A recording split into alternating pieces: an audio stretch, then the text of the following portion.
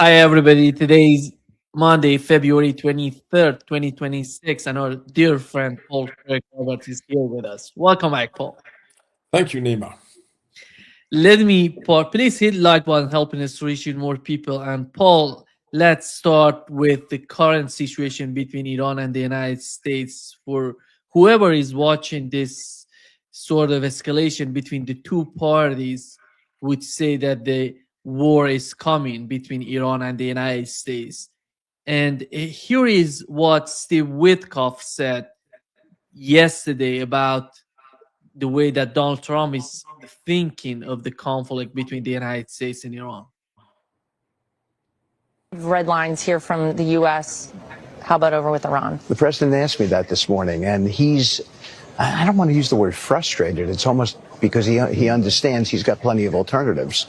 But it's curious. He's curious as to why they haven't, I don't want to use the word capitulated, but why they haven't capitulated. why under this sort of pressure with the amount of sea power, naval power that we have over there, why they haven't come to us and said, we profess that we don't want a weapon. So here's what we're prepared to do. And yet it's hard to sort of get them to that place. Well, there's that. Yeah. What would be, Paul, your answer to what the president is asking, Steve Witkoff? What is that? Capitulation? Do you see capitulation coming on the part of the Iranian government? Well, Nima, I think that what the Trump-Iranian peace talks were supposed to be about was to achieve an agreement in which Iran agreed not to make nuclear weapons. As Iran had previously entered into such an agreement, only to have it somehow jettisoned sometime afterward by Washington. There's no obstacle to Iran again agreeing not to make nuclear weapons. And as far as I can tell, the Iranian government has made it completely clear that they are willing to make an agreement that they will not make nuclear weapons. They've never really claimed that they wanted to make nuclear weapons. So I don't see any problem from the standpoint of what the agreement started out to be. Now, what happened in the middle of these negotiations, the Israeli prime minister came to Washington and he interjected another demand into the agreement. And that demand is that the Iranian government also agree to give up its conventional military capability, its missiles, and to turn the missiles over and to cease producing them. Well, this was not what Iran agreed to negotiate. And of course, it makes no sense whatsoever for Iran to make itself indefensible against an Israeli attack. So it's clear that Netanyahu knows that if Trump accedes to this condition being introduced into the negotiations, that the negotiations will fail. As I have written some days ago, Trump crawled out on a limb with all of these threats, the Armada, and all the rest. And Netanyahu came up behind him and sawed the limb off. So if Trump gives in to Netanyahu's demand and tells the Iranians that it's not enough just to forego nuclear weapons, you've also got to forego conventional missiles, then the negotiations fail, and then Trump has to either back down or he has to go through with his attack and his promise or threat, go through with his threat and attack Iran, which is what Netanyahu intends Trump to do. Well, we don't know that Trump has yet decided to include this demand. The Wall Street Journal did report very recently that the Trump administration was now discussing whether to include the demand in the negotiation that Iran give up its missiles. Well, that's an indication that Netanyahu made some progress, but the decision hasn't yet been made. Apparently, from the news report, for whatever a news report is worth these days, there is some opposition in the Trump administration to including Netanyahu's demand as an additional element in the negotiation. So we'll see how it works out. Clearly, the neoconservatives will want the provision included that Iran has to give up its missiles. The military security complex knows that will position Trump whether he has to back up or he has to attack, and they assume that he won't back up and will attack. And so we will again be at war, and the profits will be flowing in to their coffers. So it remains to be seen how influential are the members of the Trump administration who don't think it's a good idea to add Netanyahu's demand in a negotiation which is supposed to be about nuclear weapons only. So we don't know that there's going to be this war. We'll only know when we see evidence that Trump is adding Netanyahu's demand to the negotiation. That will mean failure of the negotiation. And Trump surely understands that if there's failure, he has to either back off his threats or he has to carry them out. And one assumes that everyone in his administration knows that if they accept Netanyahu's demand, we, the United States, will be at war with Iran. Now, what are the factors that could affect the decision? One, how comfortable is Trump and his regime to standing up to the Israel lobby and to the military security complex? Do they feel secure enough that they can do that? That's an important determinant in the decision making. The other important determinant is, do they have a good grasp of the consequences of going to war with Iran? Do they understand? Clearly, the Iranians demonstrated in the so-called 12-day war with Israel that they have effective conventional military power, that their missiles penetrated the Iron Dome and was doing enough damage to Israel that Israel begged for a ceasefire. So they have to know there's a risk. Now, there may be a much larger risk than they understand if the former British diplomat Alistair Crooke is correct that Chinese have provided the Iranian military with a battlefield control system, not just air defense, air control, but a control over the entire battle scene run from satellite that cannot be defeated. As a consequence of such a system, if it in truth exists and is in Iranian hands, is that no American plane within 700 kilometers of Iran would be safe. There could be everyone blown out of the sky 700 kilometers before they reach Iran.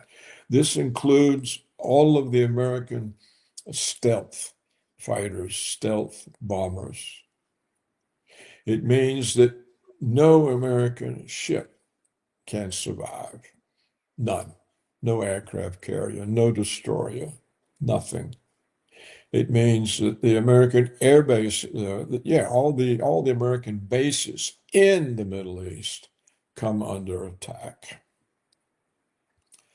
and likely would be destroyed because I think their defenses are weak, not expecting to be attacked. They haven't a substantial defense mechanism. So if the report from Alistair Crook is correct, and this information reaches Trump, he has to realize that, okay, we'll lose a lot. We'll be defeated. There'll be demands for revenge. The only way I can take revenge is to nuke Iran. Can I do that? Can I get away with that? What is the reaction to other countries in that area? What is the reaction to our allies? What is the reaction of Russia and China? This hasn't been thought through or argued about in the councils of the White House. So I don't think the decision is made to go to war. And I think Trump is in a mess for all the reasons I've just given, but also because I don't know how long we can maintain an armada in the area. How long can it sit there? The troops awaiting, provisions are running down. There's a limit to how long you can just sit waiting on combat before you reach the point that you can't engage in it. The same for the fighters, the bombers that are in the various air bases in the area. So that's another constraint, pushing for a decision one way or the other. And I don't see any way at this time that anyone can predict how these forces will resolve themselves and produce a decision. So I remain hopeful that Trump will stand up to Netanyahu because the price of doing so, in my view, is far lower than the price of taking those kinds of risk. Paul, what sort of threat Iran is causing for the United States that Donald Trump, who literally ran on a peace platform, focusing on less wars, more production inside the United States, bringing jobs back and, make America great again, that the guy that he was talking about all these good arguments, many people in the United States voted for these sort of, logics that resonated with them. They knew they wanted some sort of change. But what sort of threat is Iran for the United States to go that far to start a new war in the Middle East? Because many people in the United States want to understand what is the main reason for that. Well, first of all, it's not a new war. It's been going on since 9/11, 2001, when the World Trade Center was used to justify the use of American blood and money to clear opponents to Greater Israel out of the Middle East. And it just so happens that Iran is the last real barrier to the expansion of Israel from the Nile to Pakistan. So it's not a new war. It's an ongoing war. It's been going on now for a quarter of a century, and it has destroyed Libya, Iraq, Syria, Somalia, Sudan, and done considerable damage to Lebanon.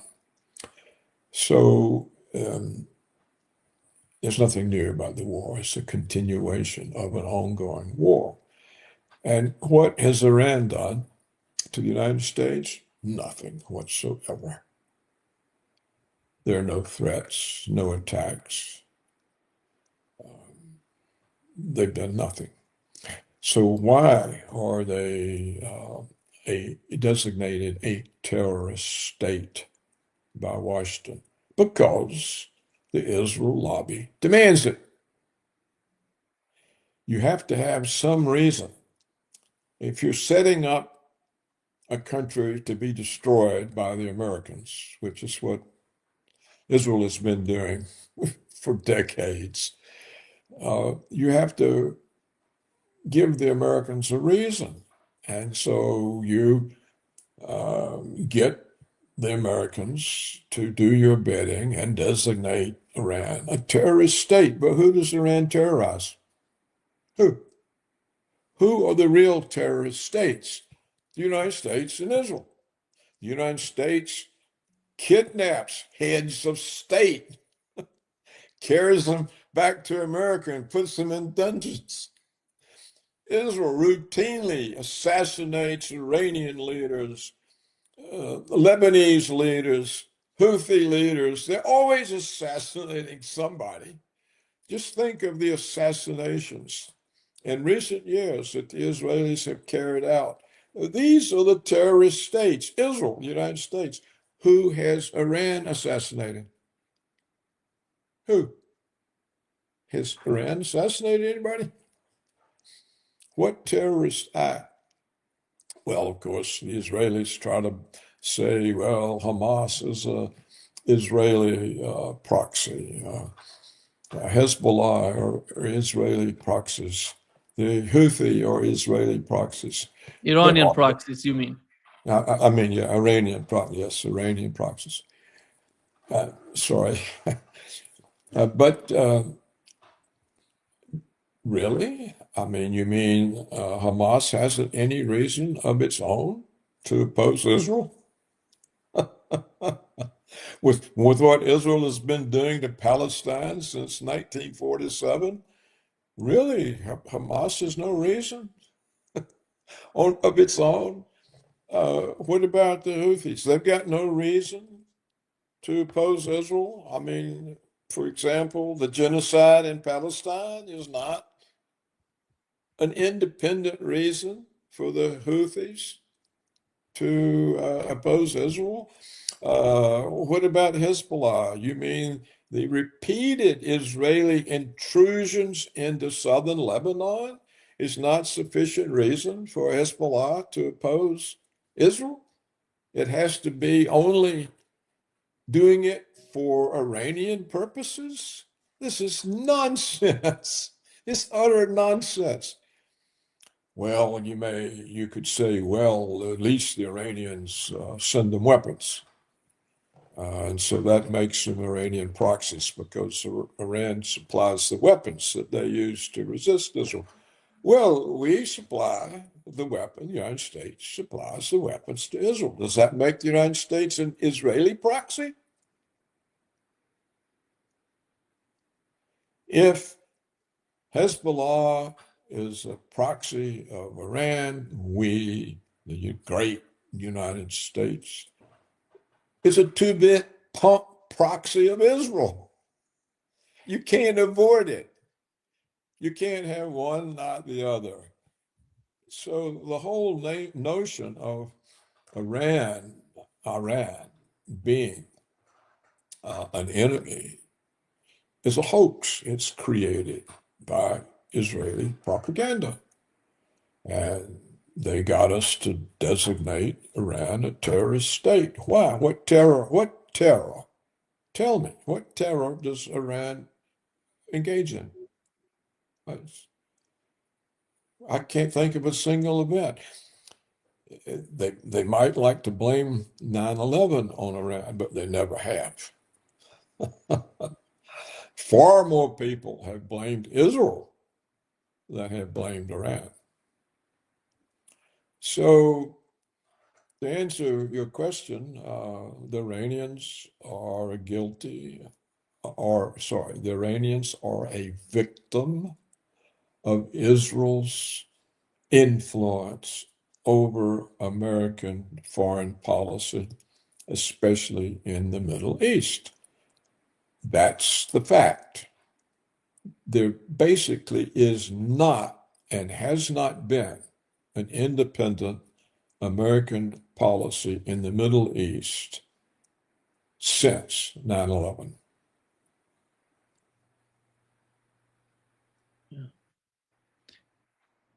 Paul, do you feel that Pentagon is giving, the right assessment to the conflict with Iran, to a war with Iran, to the president, that the president can decide by himself that if it's going to be a good move on the part of the United States? Because it's, after all, we remember, Paul, during the Biden administration, the Pentagon was one of the main reasons that the Biden didn't let to the Europeans to send those long range missiles to Ukraine, because Pentagon said that is a huge escalation if we go that far. How do you see Pentagon today, and how are they providing the President of the United States with information, with sufficient information that could give him a clear picture of what's going on against Iran? Well, I don't know. All I know is that there are some officers who understand that we don't really have a beef with Iran, that it's Israel's beef. And they also understand that there are risks involved that they can't see how to control. And you clearly don't want to go to a war of choice when you can't understand how to control the risk involved. So it's not a war that's being forced on us, except by Netanyahu. But it's not being forced on the United States by Iran. And yet it's got dangers that are unpredictable and for which there's no known means of controlling. And so these officers have apparently at least made themselves known to the elements in the Trump administration who are hesitant to add to the negotiations the Israeli Prime Minister Netanyahu's demand that the Iranian state be completely demilitarized, simply deny not just the ability to make nuclear weapons in the future, but deny the ability to mount any kind of defense against attack. So whether these elements will bring enough reality to Trump that he sees he has to stand up to Netanyahu, I can't say.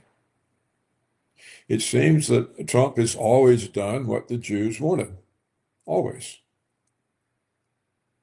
It goes back to, remember, when he was the first to do the no-no of moving an embassy to Jerusalem, which implies it's a Jewish city and not a joint city, not a city that both Palestinians and the Israelis had access to. So this was gratuitous. There was no need for him to do that, except Netanyahu's demand. So I can't say, we don't know. We will see. It's in the works. They're struggling with it. As I said, I think there are time constraints, not just Trump's 15 days, but they're the time constraints of having all these attack forces on station sitting. They can't sit there forever. It's not possible. So there are time constraints forcing a decision.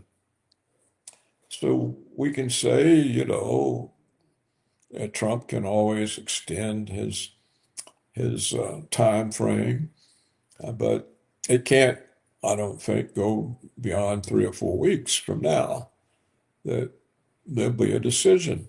And if it's the wrong one, the consequences could be catastrophic. It could well be that that's what Netanyahu wants, that he wants catastrophic consequences. Because imagine if Alistair Crook's report is correct and the Iranians have this battle control system and we lose aircraft carriers and our stealth fighters and bombers are blown out of the sky and Iran suffers no harm. The demand for revenge is going to be high. Everybody in the United States will be screaming about those terrible Iranians, those Muslims, and the next thing you know, everybody will say they were responsible for 9/11, and it will go on, and they'll say we have to nuke them. We have to nuke them, and that's what Netanyahu wants. He wants Iran nuked. So he may be putting huge numbers of people at the risk of annihilation in order to clear the path for greater Israel. You have to remember this is the utmost important to the Zionist, greater Israel. The claim is that God gave them all the land from the Nile to the Euphrates, but this claim has now been recently expanded by the Israeli government and now runs all the way to Pakistan. So that means there's no Saudi Arabia. And this is their goal. They've been after this for decades and decades.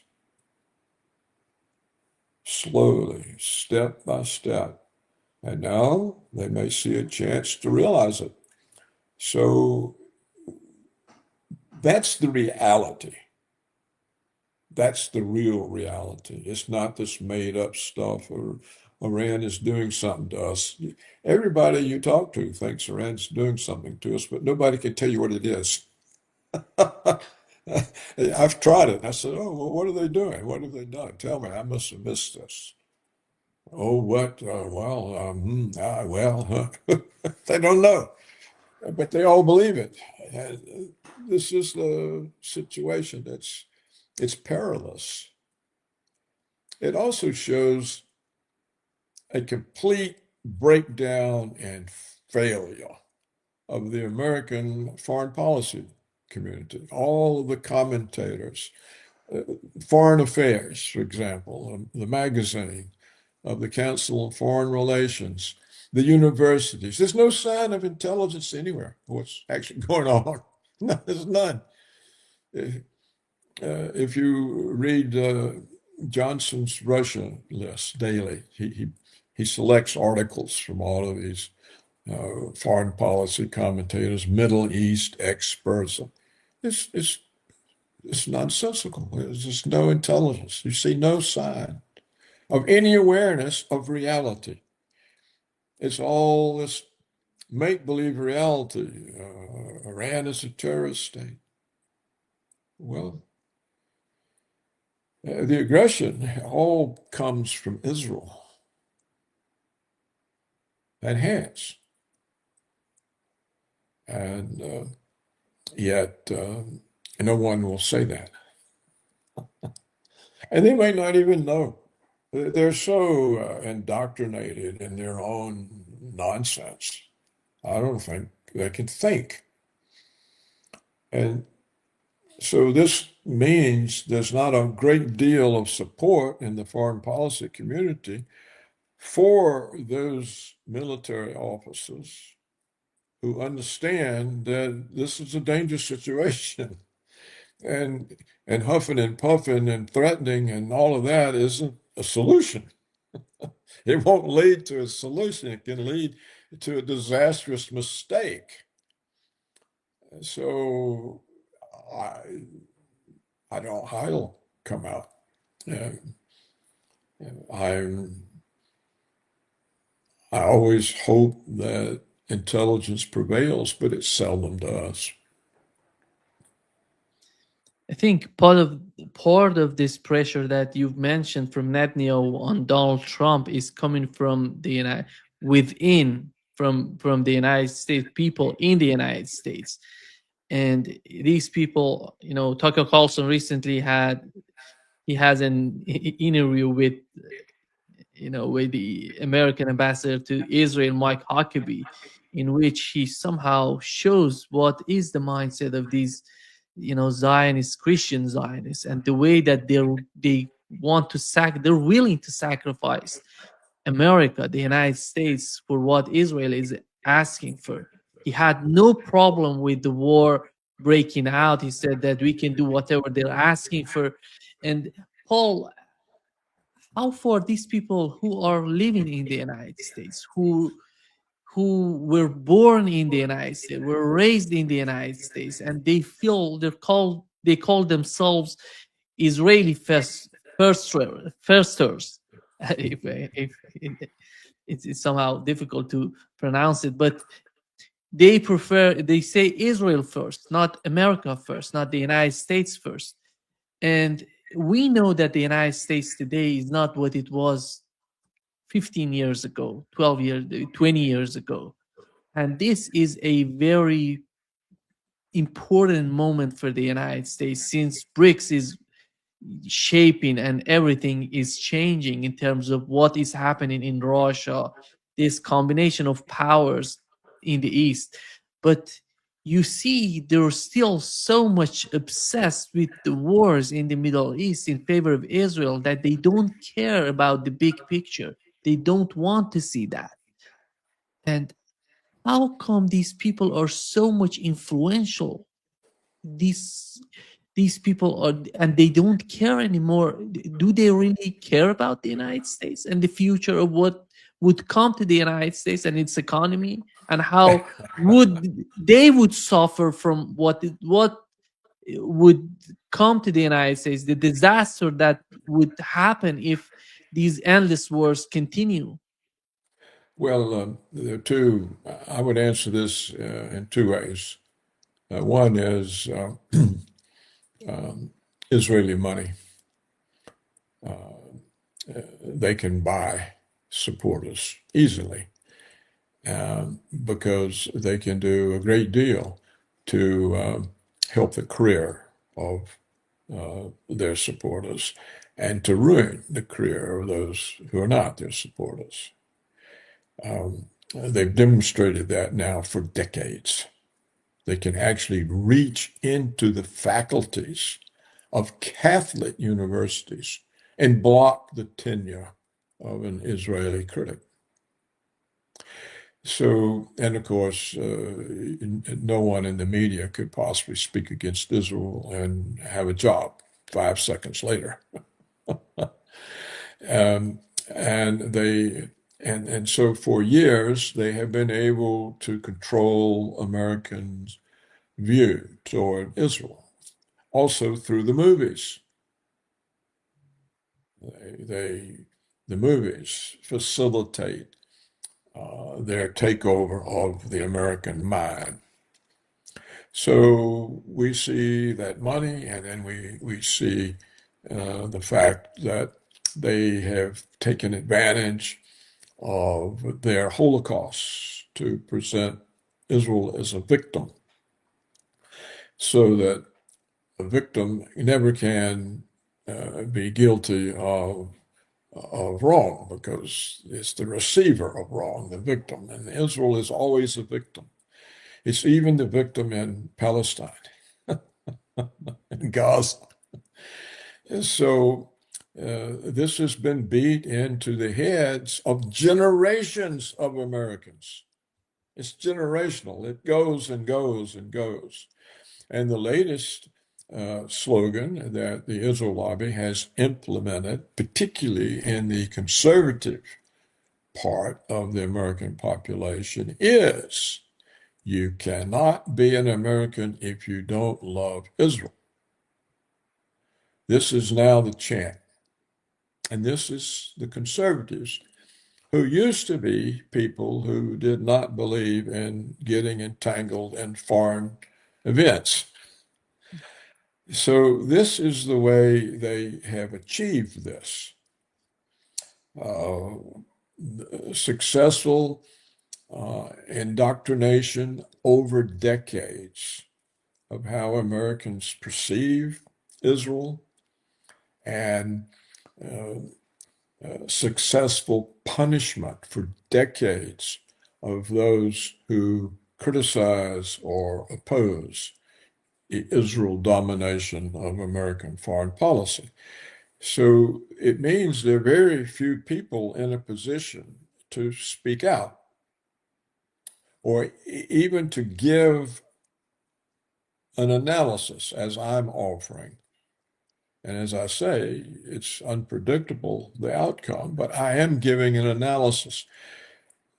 I don't think there's a single university professor who would dare risk that. They would lose their tenure and be fired as anti-Semitic. Look, as we speak, there is an effort in the Texas legislature to pass a law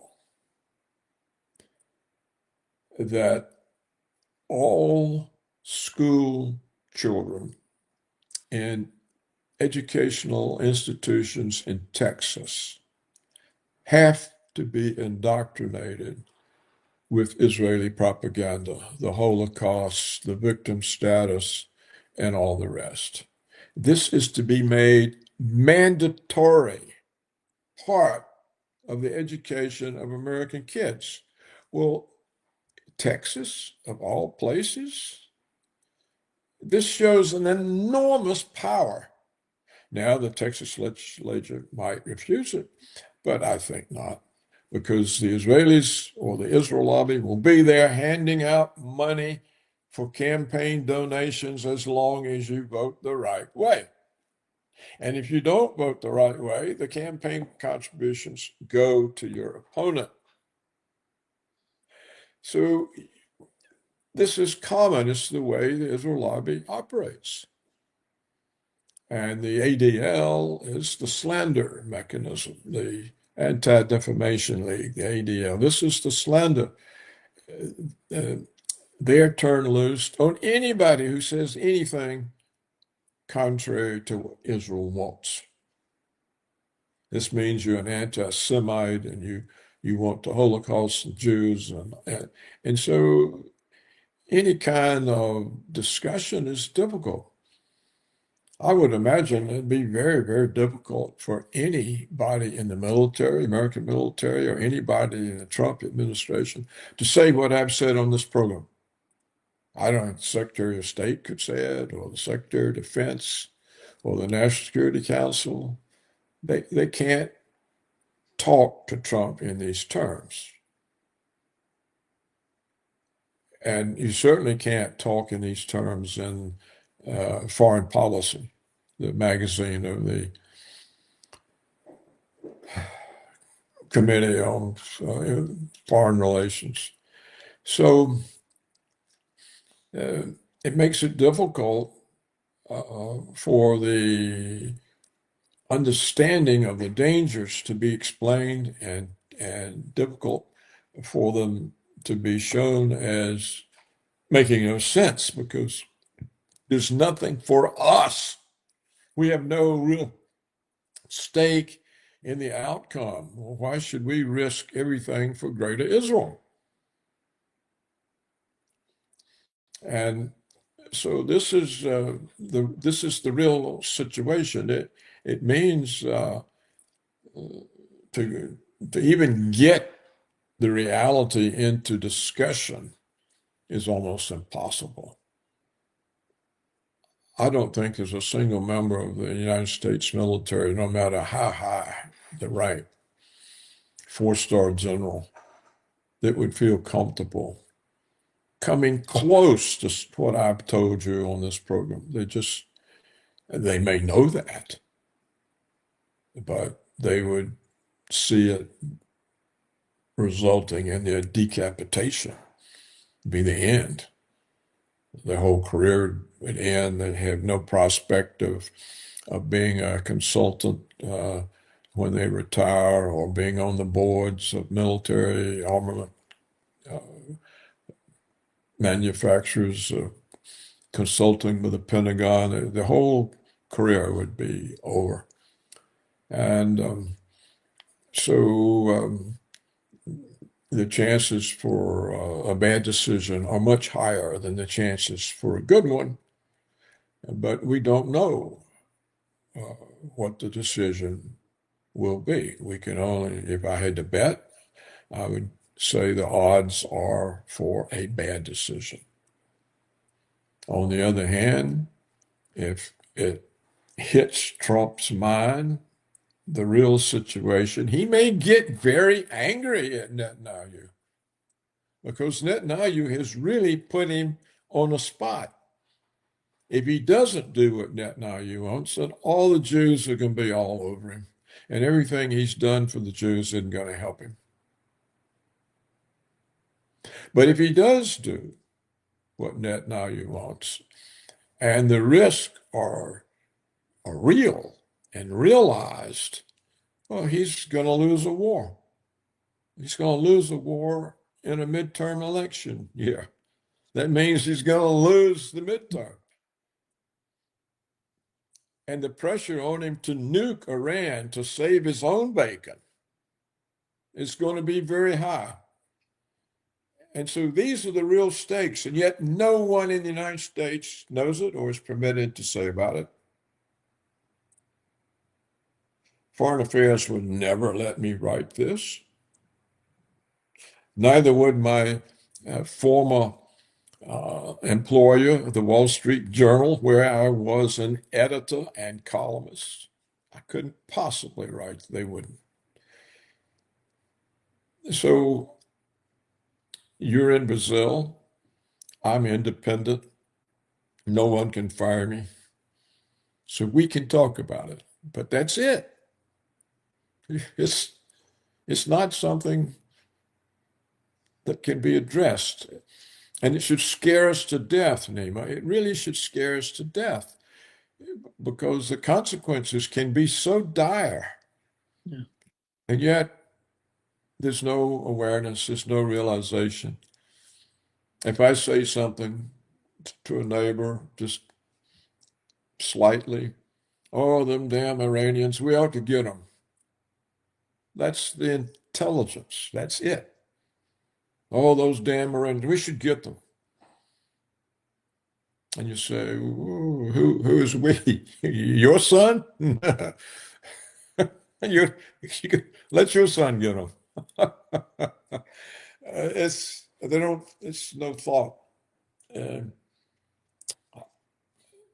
Yeah. That's the real tragedy is the United States today. Thought is impossible. It's all sewed up in a tight, conformed box where there's no thought.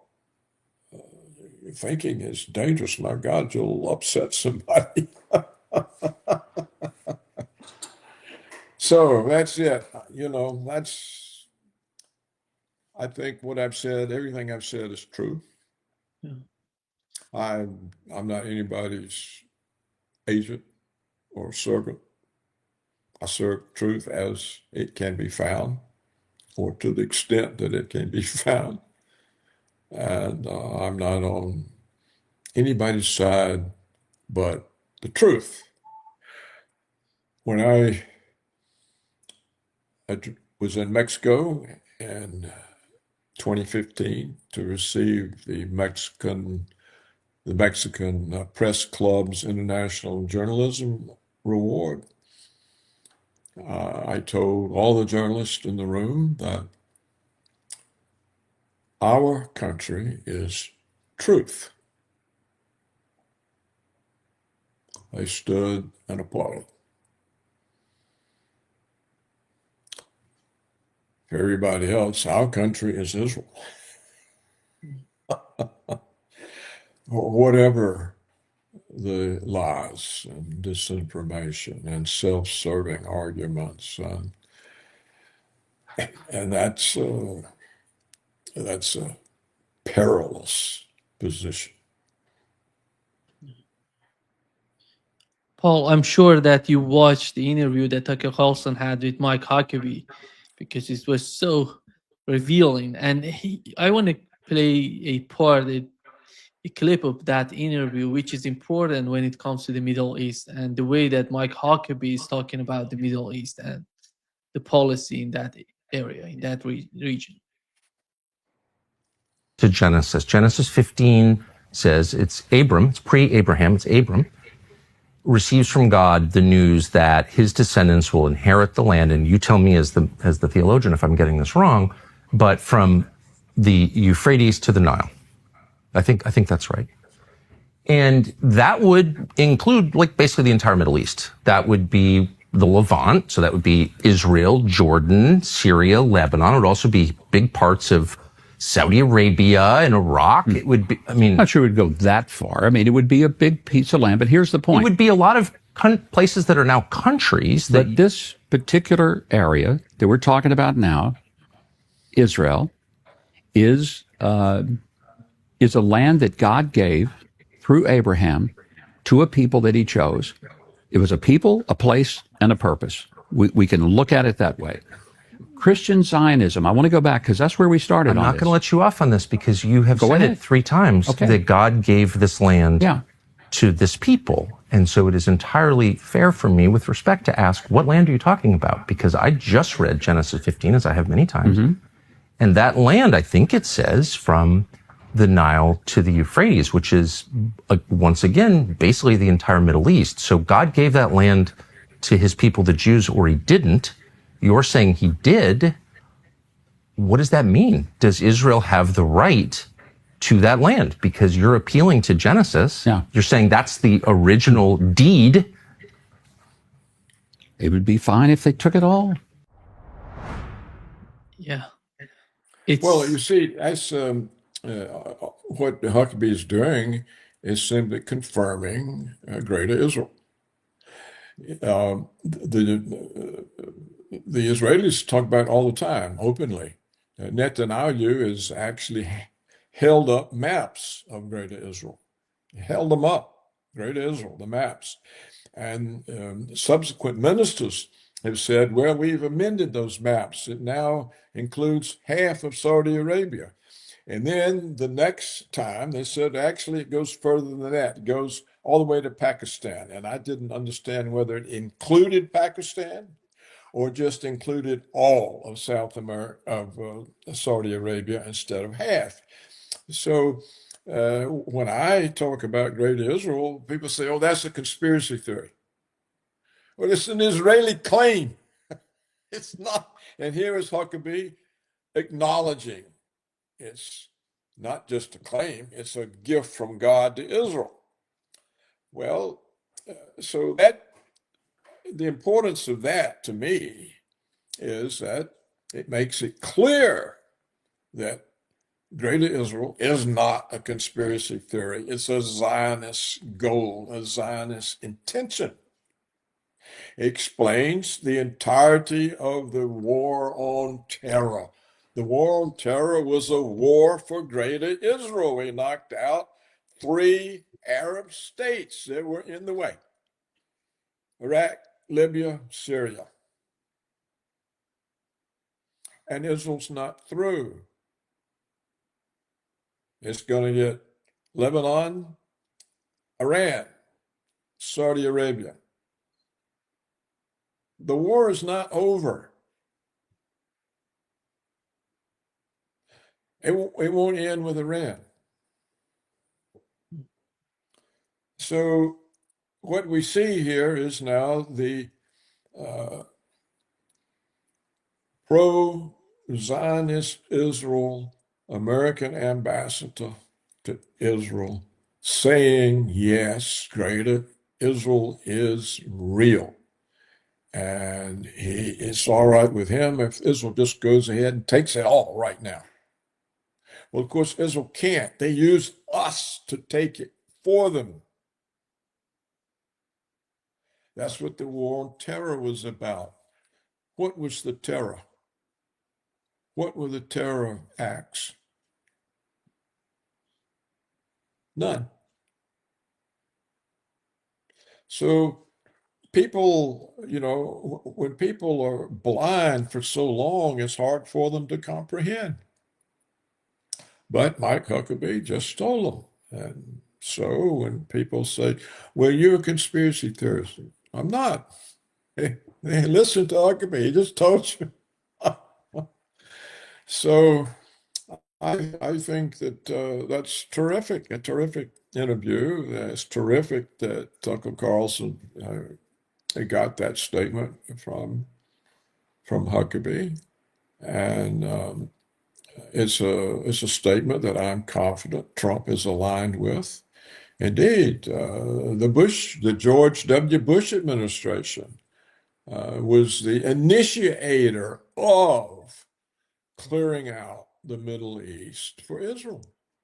That's what 9/11 was about. 9/11 was an inside job to create the new Pearl Harbor that the Zionist neoconservatives said we needed in order to attack the countries in the Middle East that were in the way of Greater Israel. They were explicit about this. Even the editor of commentary, Norman Podhoretz, wrote an article naming the 7 countries that had to be destroyed in 5 years.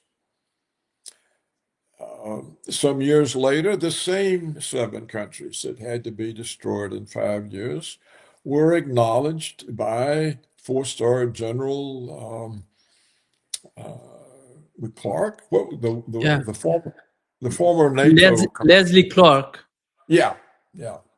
So he made that clear on television twice, that he went in there and the general said, my God, there's 7 countries in 5 years. And he said, why? And they said, we don't know.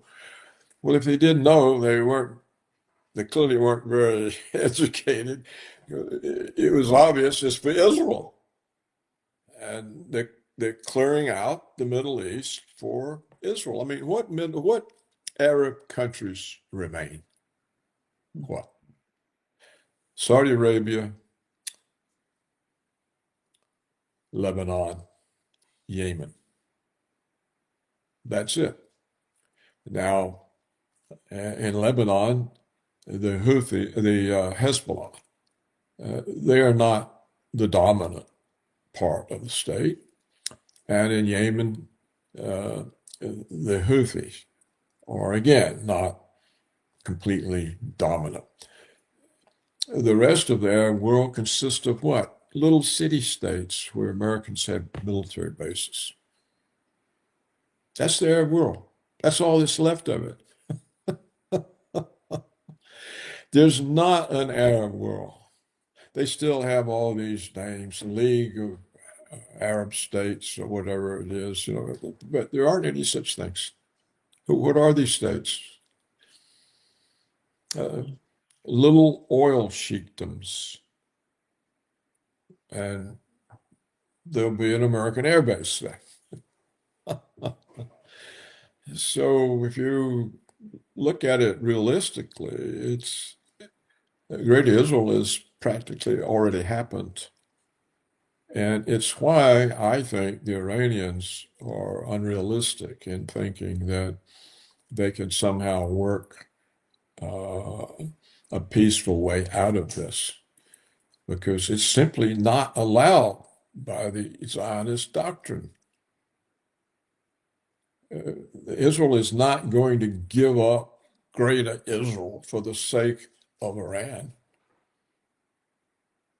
There's no way Iran can escape.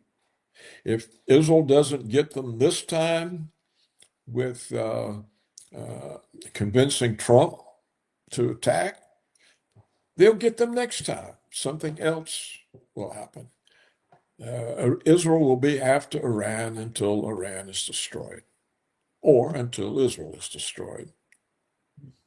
This is the realistic picture. Everything else is totally unrealistic. And we see that Huckabee, who was at one time, I think, even a U.S. presidential candidate, he accepts Greater Israel. Oh, they should just go ahead and have it now. Well, they'll get it unless they're destroyed. And who's going to destroy them? And that's the truth of the situation. It cannot be solved with a Trump-Iranian agreement. It cannot be solved.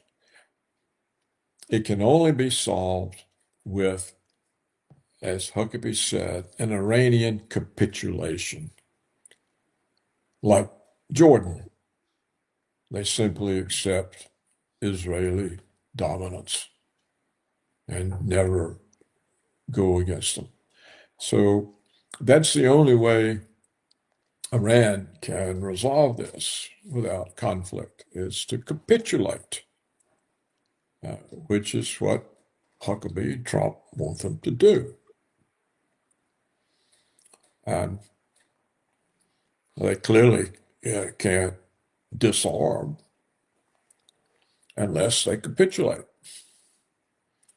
And since Netanyahu is now formed up the negotiation in a new way, that they have to give up their conventional war capability, as well as promise not to make nuclear weapons, then there's no way out for Iran.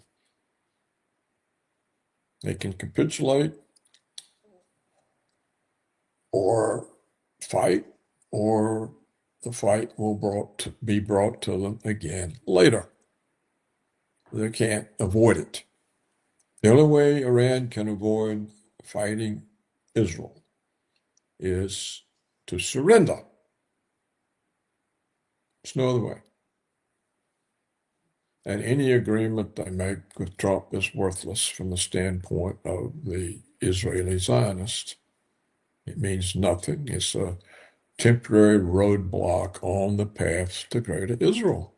But if you look at the progress Israel have made, it began in 1947. They began expelling Palestinians from their own villages.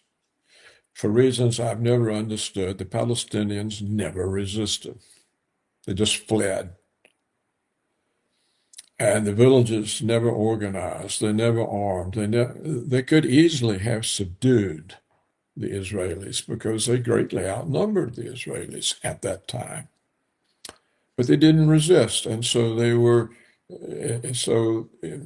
Israel expanded into Palestine, and over time it turned from Palestine into Israel. And now there's a tiny few little settlements in the West Bank and a little tiny fragment of Gaza. That's all that's left of Palestine. It took the Israelis a long time to do that, but we see with the advent of 9/11, they very quickly used American troops, American money to clear out the Middle East.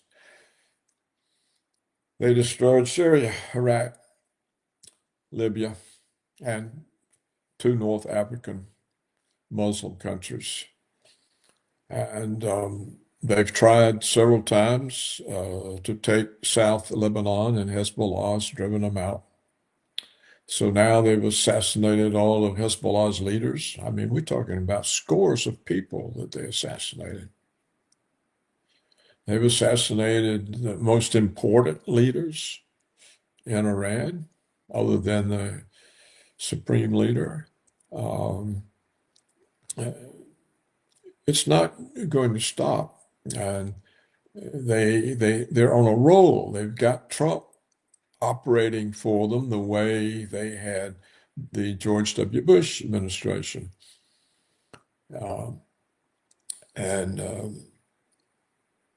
It's going to be difficult for Trump not to attack Iran. And we've talked about it all morning, and it's going to be difficult for anybody to even say what the real situation is. Yeah, exactly. And what you've mentioned about it was General Wesley Clark. People can find it out on YouTube. And he's talking about 7 countries being taken out in 5 years. And yeah, but that's what Norman Podhoretz said in the Jewish magazine commentary years before. It's also involved in the neoconservative document, What Was a Prospect for a New American Century. I think you see the same thing.